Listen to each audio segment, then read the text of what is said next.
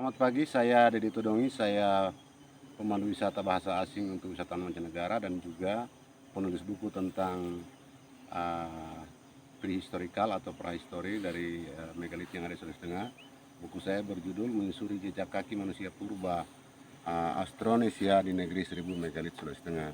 Saat ini saya berada di patung Palindo, yaitu merupakan salah satu patung yang terbesar di Sulawesi Tengah.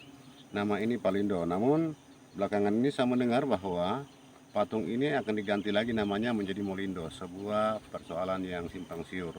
Dan patung ini memiliki satu versi dari cerita rakyat atau mitos yang pada intinya kita harus hargai, kita harus merespek, yang mengatakan bahwa mengapa patung ini menjadi miring itu karena pada zaman dahulu ada sekelompok laskar dari sebuah wilayah yang akan menyerang lembah Badak, orang-orang yang ada di Badak sini, tetapi mereka tidak bisa terkalahkan, sehingga maka dicari tahulah apa penyebab sampai mereka ini begitu kuat, sehingga mereka kemudian menyelidiki dan hasil penyelidikan mengatakan bahwa karena kekuatan mereka berada pada patung Palindo ini, atau yang kemudian akan dirubah menjadi Molindo atau apa ya. Nah, kembali ke latar belakang atau mitos tadi yang mengatakan bahwa patung ini merupakan kekuatan daripada orang-orang yang ada di Lembah Bada pada zaman itu atau periode itu, sehingga ada utusan dari raja yang melakukan penyerangan ke Lembah Bada untuk mencuri atau memindahkan patung ini dari Lembah Bada agar kekuatan mereka itu hilang.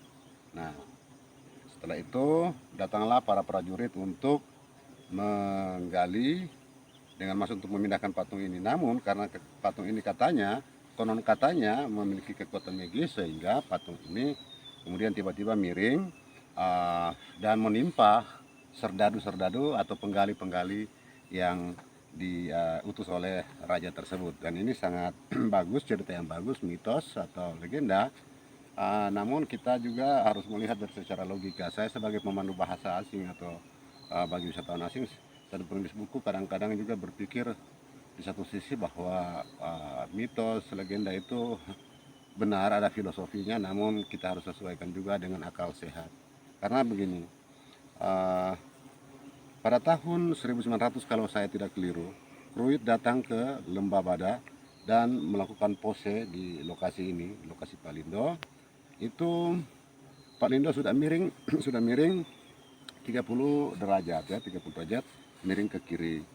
Dan kalaupun kemiringan 30 derajat ini dikatakan menimpa orang yang menggali patung tersebut, maka itu tidak begitu luas. Kalau kita berdiri 1 meter itu berapa jajaran orang. Apalagi kalau mereka menggali, tentu dengan kondisi menggali bukan seperti berdiri begini, tetapi ada yang sedang menggali seperti ini, sehingga posisi ini akan memakan ruang yang cukup lebar.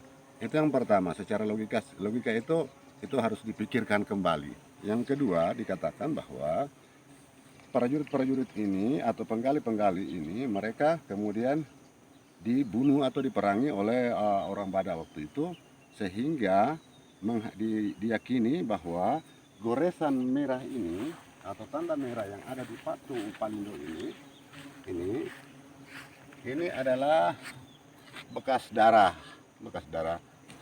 Kita berbicara soal mitos-mitos atau legenda, berbicara soal darah, kita sudah di zaman Android. Kita sudah di zaman Android.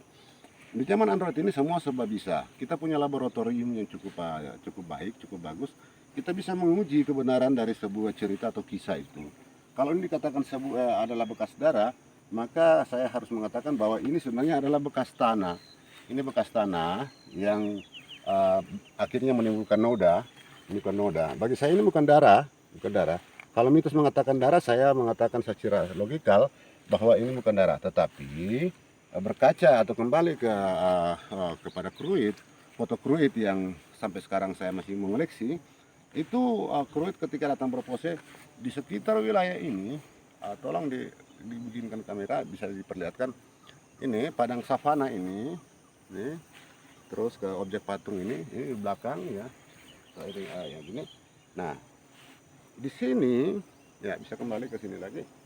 Nah, di sini di foto itu maksudnya, itu ada semak belukar. Dan di wilayah atas ini adalah Taman Nasional Lorelindo, yaitu berupa pegunungan, di mana tekanan air atau luapan air bisa saja terjadi ke sini dan menimbulkan abrasi atau sejenis banjir bandang misalnya.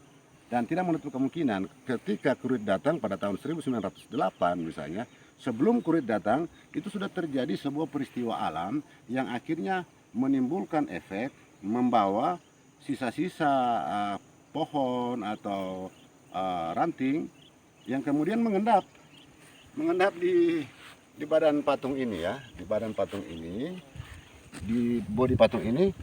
Kemudian benda atau kayu tersebut yang mengandung noda itu berangsur-angsur dia rapuh dan disappear, hilang, lapuk, dan akhirnya meninggalkan bekas noda berupa tanah. Ya, ini berupa tanah.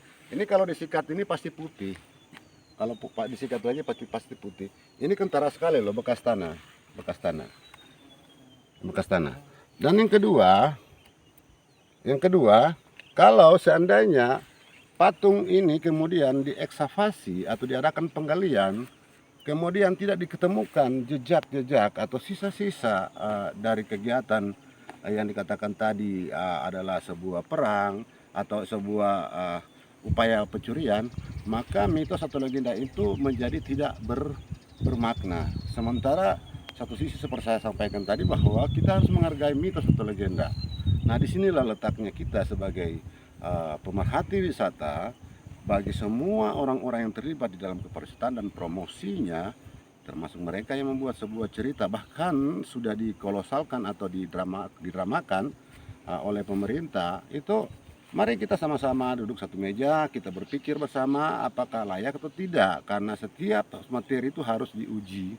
Sama seperti saya membuat buku juga, saya siap untuk diuji di bedah buku. Ini sebuah keberanian yang memang harus kita terima, bukan sebagai tantangan, tetapi solusi untuk membuat cerita yang benar-benar masuk di nalar atau akal sehat. Ya, demikian dari saya, nanti kita ketemu pada channel berikutnya. Selamat pagi.